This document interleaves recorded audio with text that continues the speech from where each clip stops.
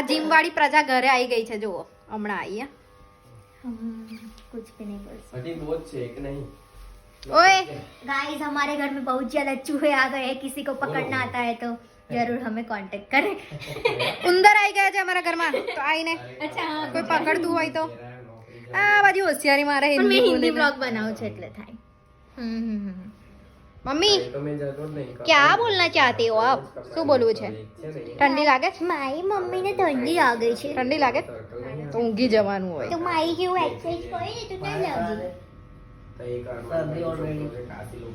આ પપ્પા ગાંધીનગર જાય ને એટલે માથું દુખતું હોય શરદી થઈ હોય જો કે ટ્રાવેલિંગ સવારમાં કરે એટલે થાય બધાને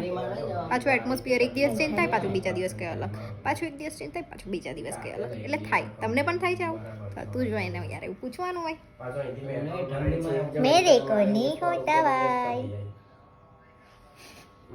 તારું વર્કઆઉટ નું ડેલી રૂટીન છે પછી કેવું 10 વાગે ઉઠવાનું હમણાં તો કોલેજ જતી નથી 10 વાગે ડેલી નહીં મમ્મી 10 વાગે ઉઠે છે ને આજે મેં 9:30 નીકળી ત્યાં સુધી તો ઊંઘતી હતી જો સાંભળો અમારા ઘરે કેવું હોય પહેલું એલાર્મ છે ને 7 વાગેનું વાગે મારા મમ્મી પપ્પા આ લોકો જે ઉઠી ગયા ને એ લોકો એટલે વાતો કરે એટલે એલાર્મ મૂકવાની જરૂર અમારા ઘરમાં કેવું લાઉડ બધાને બોલવા જાય એટલે મારું એલાર્મ એ જ વાગે અને મેં 6:30 પોણા 7 પણ મેં જ્યારે ઉઠવાનું ત્યારે 4 વાગે બી અને ઉઠી તું લઉં 10 છું. વાગે 4 વાગે બી ઉઠી ખાલી લઉં છું. વાંચવા એક્ઝામ હોય ત્યારે એના સિવાય Exam નહીં. આવે જ છે. મમ્મી સાચી વાત છે ને એક્ઝામ હોય ત્યારે જ પણ ઉઠે છે વાંચી ને. લઉં છું ને મેં ટાઈમ પર જલ્દી ઉઠે ઈ કલી જલ્દી એટલે 8 વાગે જ ઉઠે હા ત્યારે પણ. કઈ 8 વાગે મારા